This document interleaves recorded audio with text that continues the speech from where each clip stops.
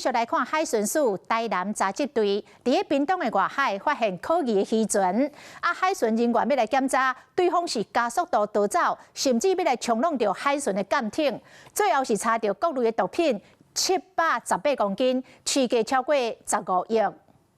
伫咧鸟片头西南方大约128海里的公海海域，海巡人员发现可疑的船只，这个警告对方若是无配合，甚至加速逃走，佮不时要弄海巡。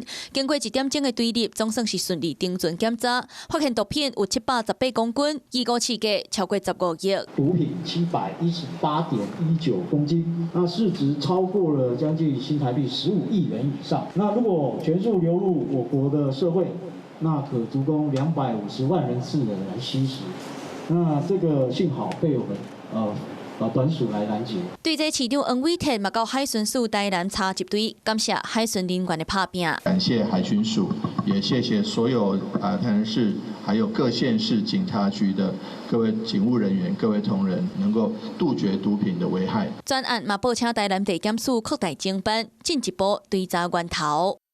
Hello， 我是雷亚。想要抢而先掌握最及时的新闻资讯吗？赶快订阅、按赞、开启小铃铛，锁定华视新闻 YouTube 频道。